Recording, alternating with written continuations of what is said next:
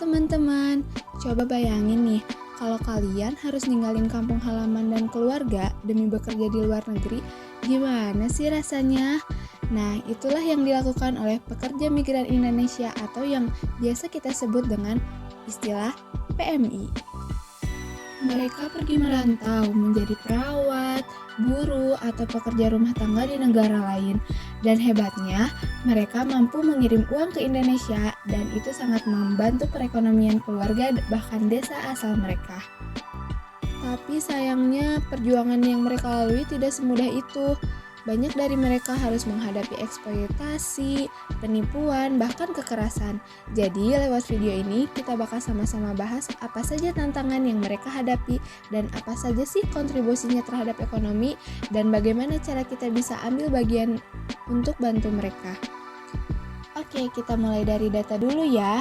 Menurut BP2MI tahun 2024, ada hampir 300.000 orang Indonesia yang bekerja ke luar negeri sebagai PMI. Hebatnya, mereka mengirim uang alias remitansi ke Indonesia sampai 251 triliun. Wah, besar juga ya.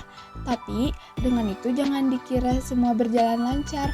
Di tahun yang sama, ada lebih dari 1.500 laporan masalah dari gaji nggak dibayar, kerja berlebihan, sampai jadi korban perdagangan orang. Apa sih yang jadi masalahnya? Nah, masalah utama yang sering terjadi adalah keberangkatan ilegal. Banyak PMI berangkat lewat jalur tidak resmi, tanpa pelatihan atau informasi yang cukup. Mereka nggak tahu haknya, jadi di sana mereka gampang ditipu atau dieksploitasi. Ada juga studi dari Anggriani dan Avaranita juga menunjukkan bahwa hal yang sama, bahwa minimnya literasi hukum bikin PMI.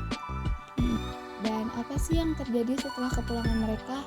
Sebenarnya nggak jauh lebih mudah. Data dari Ramadanti dan Agustina menunjukkan bahwa ada 72% mantan PMI yang tidak memiliki pekerjaan setelah pulang dari negara perantauannya. Artinya, masalah nggak cuma soal mereka kerja di luar, tapi juga waktu mereka pulang ke Indonesia. Nah, selanjutnya ada teori yang relevan. Kalau kita kaitkan sama teori ekonomi ketenaga kerjaan, ini nyambung banget loh sama teori pasar kerja ganda, di mana PMI umumnya masuk ke sektor kerja yang kurang stabil, gaji rendah, dan gak ada jaminan sosial. Jadi walaupun mereka kerja keras, mereka pun pulang tanpa skill baru yang bisa mereka manfaatkan di dalam negeri. Nah, tapi ada loh contoh yang positif. Berdasarkan kasus nyata, di desa Tracap ada mantan PMI yang berhasil membangun usaha kuliner setelah mendapat pelatihan dari kampus. Studi dari Dewi dan Nyasa menunjukkan bahwa pendekatan berbasis komunitas kayak gini bisa banget bantu remigran menjadi lebih mandiri. Selanjutnya ada rekomendasi atau solusi yang bisa diimplementasikan. Yang pertama ada edukasi sebelum berangkat. Nah, ini penting banget nih buat ngasih edukasi lengkap kepada calon PMI sebelum mereka berangkat, mulai dari hukum kerja, cara mengatur uang, sampai pelatihan digital. BP2MI bisa berkolaborasi sama kampus dan LSM buat program ini. Yang kedua ada pengawasan agen. Pengawasan terhadap agen pre-recruit harus ditingkatkan, apalagi yang beroperasi di desa. Agen ilegal harus ditindak tegas dan masyarakat harus tahu mana jalur resmi dan mana jalur yang tidak resmi. Yang ketiga ada program reintegrasi. Apa sih program reintegrasi itu? Jadi kita harus membantu PMI yang sudah pulang. Gimana sih caranya? Dengan cara kita mengkasih askes pelatihan kerja atau membantu mereka membuka usaha. Program Desa Migran Produktif bisa dikembangkan lebih luas dengan dukungan BUMDes. Yang terakhir ada program remittasi produktif. Nah, uang remittasi jangan cuma habis untuk konsumsi.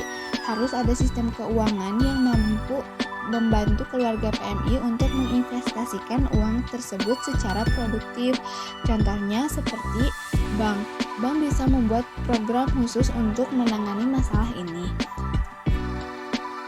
Baik, yang terakhir ada pesan kunci atau kesimpulan.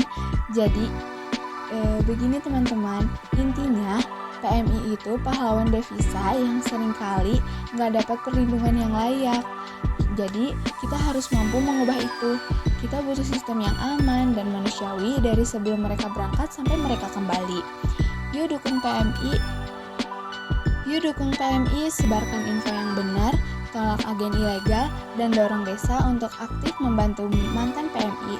Karena kalau PMI sejahtera, desa pun ikut maju dan Indonesia makin kuat. Terima kasih. Wassalamualaikum warahmatullahi wabarakatuh.